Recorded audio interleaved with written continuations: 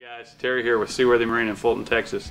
Today we're here with Mike Wyatt to rig out his 2011 Hobie Mirage Pro Angler with a Garmin 545S fish finder, transducer, and battery installation. In front of me are some of the tools to make this installation go pretty smooth.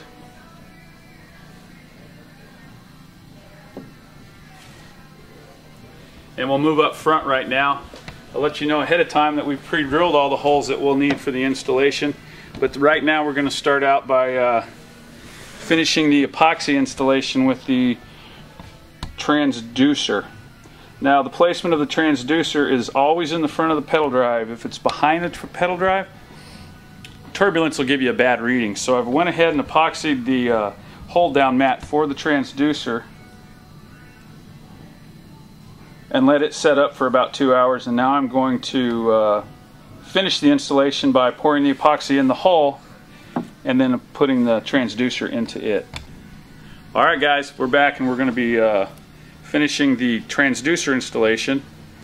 We're using a product called Goop, which Hobie actually recommends and does come in their transducer installation kit. It's a slow cure epoxy which enables the air bubbles in the epoxy to migrate out of the product to prevent air bubbles after it cures, so the transducer reads properly. You just put it in the hole that you've already put in the boat, and then you take your transducer and push it in there and let the epoxy squeeze out of the hole to where it's flush up against the bottom. Now I recommend putting a piece of masking tape over the top of it to the boat to hold it in place so there's no slippage in the hull during the curing process. Okay, next step, we're going to be installing the GPS unit on a ram mount swivel mount system, and we've elected to put it off the port side of the boat on the starboard countertops that Hobie has designed to be drilled into from the factory. We've already pre-drilled the holes for the mount and also pre-drilled the hole underneath it for our wiring to go into, which we'll cover up with a clamshell vent to run our wires through. Alright, the mount is on. Now we move to mount the actual unit and run our wires.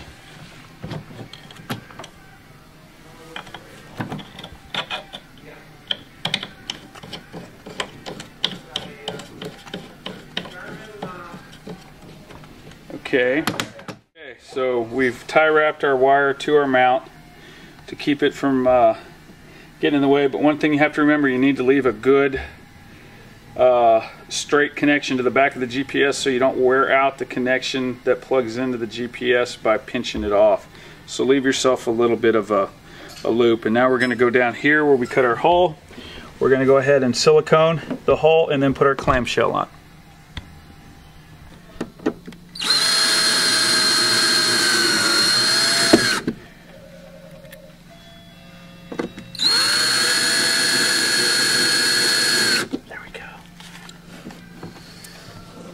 Clean off the residual, and you have a nice clean sealed. Okay, now we've got everything installed. What we're going to do is we're going to install the battery and wire the battery. Mike's actually gone with a bigger battery in his application. For one, he's running a dual function GPS fish finder, and two, he's going to add lighting later under the gunnels, so he's gone with an X20L. Actually, it's a jet ski 12-volt battery. A lot longer lifespan than your standard AA battery pack for these smaller GPSs. Now, what we've done is we've actually removing the fish box, tackle box.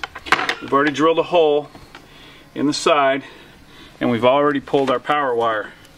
And again, we're going to leave slack in our line, so if Mike needs to pull his tackle center out at any time, he still can. Okay, we're gonna, after making our hole a little bigger, we're feeding our positive lead and our negative lead, which we've already crimped our battery connection leads to, into our tackle center, and we're going to bring the power cord in and set our tackle box back in here. Now you've got two leads, positive and negative, and we're going to set the battery. Sometimes it's easier to go ahead and make your battery connections before you put it in the box.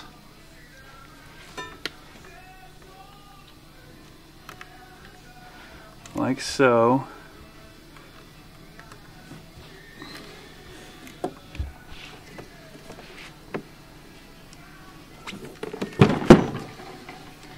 And our negative.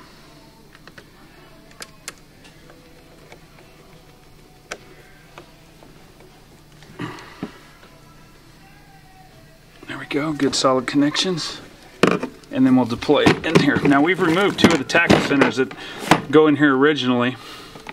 Still have the ability of using two smaller tackle trays, but the main purpose of this was to really have a good battery system. It's going to last him 10 to 12 hours out there on the water in a full day of fishing, and lights as needed. And we can close it. Fits perfect. Power up our unit for a test. There we go. Fully functional Garmin GPS/fish finder installation.